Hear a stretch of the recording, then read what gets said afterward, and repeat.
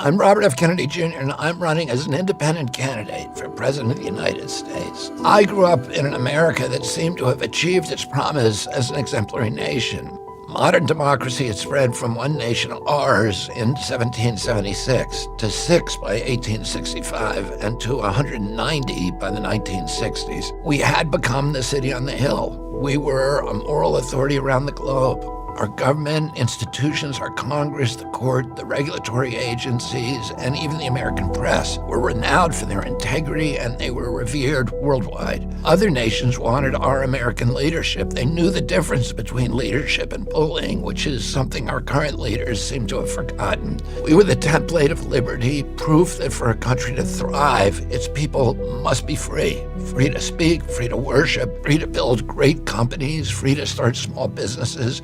We were the freest country in the world, and by no coincidence, also the most prosperous. Working Americans could provide for their families on a single salary. They could buy a home, raise a family, save for retirement without mountains of debt. We made the best music, we made the best movies, we made gold standard automobiles that everybody in the world wanted. We made blue jeans, we reconstructed Europe, we put men on the moon. We're the world's healthiest, best educated children. Our productivity, ingenuity, our can-do spirit were the envy of the world. We had confidence in our strength, our capacity, and the limitless potential of our country. Yeah, we had serious racial and environmental problems, but in the heady days of my youth, the environmental movement and the civil rights movement were picking up steam.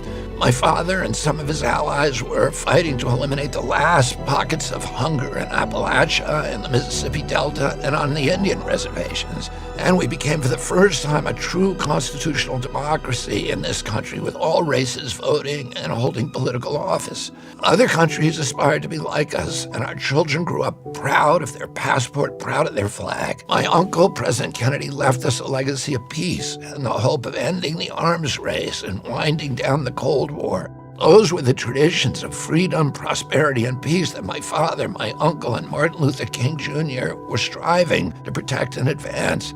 In the half-century since their deaths, we've lost touch with that vision for our country. And I want to tell you right now that we can still restore that America, the America that almost was, and yet may be. But we have to start by being honest with ourselves. Neither my uncle nor my father would recognize the version of America that we have today. We become a nation of chronic illness, of violence, of loneliness, depression, and division, and poverty. Our great cities are becoming tent encampments, modern-day Hoovervilles filled with undocumented immigrants and dispossessed Americans and people living in their cars, plagued by mental illness and addiction and despair. Our border has come under the control of criminal drug cartels that traffic in desolation and fentanyl and in busloads of desperate human beings. Our children are drowning in a crisis of alienation, of dispossession, and complete disconnection from their communities. We've lost far more of our young people to drugs in the last decade than in the 20-year Vietnam War. We've printed 9 centuries worth of money in a little over a decade and spent $8 trillion on regime change wars.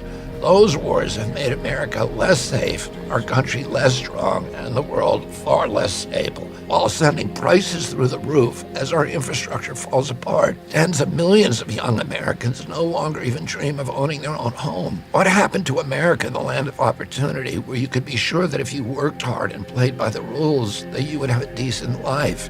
All the new wealth of the last generation has gone to the billionaires and to transnational corporations, while our tattered middle class, our infrastructure, our industry have been hollowed out from the inside. Instead of promise, we've left our kids sick and drowning in debt. The public debt has gone from about $5 trillion under President George W. Bush to $34 trillion today, and U.S. household debt is at a record high of $17.3 trillion.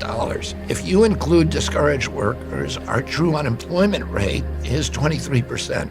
Young parents face housing, grocery, and childcare costs that are unaffordable. Too many Americans are living bleak and hopeless lives, dreading the one medical emergency or the car repair that will tip them over the edge into homelessness. We rank 40th globally in our people's health and wellness. Out of the richest countries in the world, the United States is 35th in child poverty rates, just above Mexico. We rank 36th in literacy and 45th in press freedom. We have one of the highest cancer rates in the world, and our life expectancy now ranks 59th according to the World Bank. That's right behind Algeria, which spends less than 1/30th per capita of what we spend. But even these grim figures hide the full picture of our dire health crisis. We now have the worst health outcomes in the rich world, the highest maternal mortality rates, the highest number of gun deaths per capita, and the highest number of teen pregnancies. We lead the world in obesity and chronic disease. According to CDC, 60% of Americans have at least one chronic condition. When my uncle was president, only 6% of Americans had chronic disease. And all of these plights fall heaviest on our young people. 4 in 10 of them suffer depression, and half of them have considered suicide. 1 in 10 has anxiety. 1 in 10 has ADHD. 1 in 5 is obese.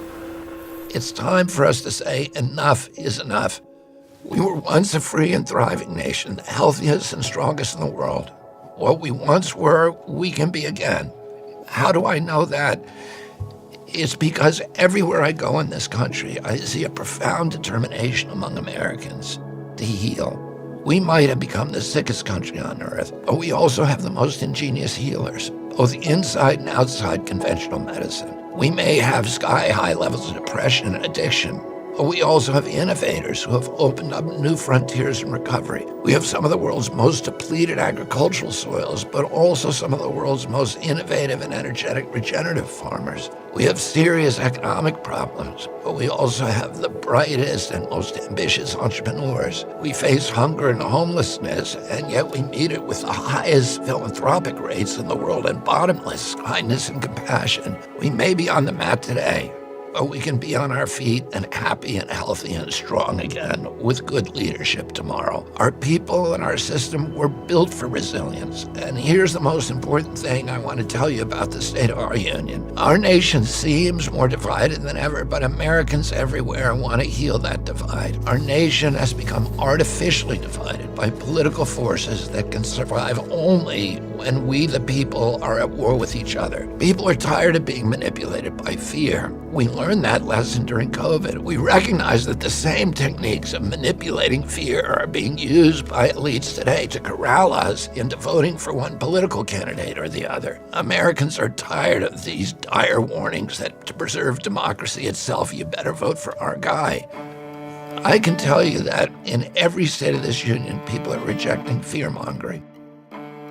80% of Americans say they don't want to be forced to choose in this election between the lesser of two evils. They're tired of voting against something or someone.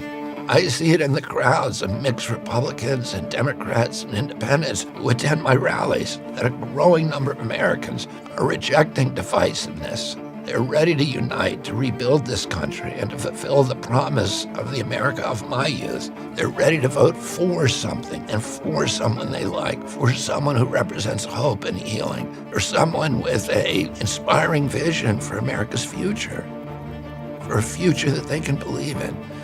So that's the State of the Union that I want to bring you today. It's a nation that hungers to heal. It's a nation ready to face reality, to rebuild, to end the forever foreign wars, to clean out the corrupt Washington establishment, and to turn again toward peace, freedom, good health, and prosperity. When we unite in that vision, we're going to be unstoppable. Thank you, and God bless you.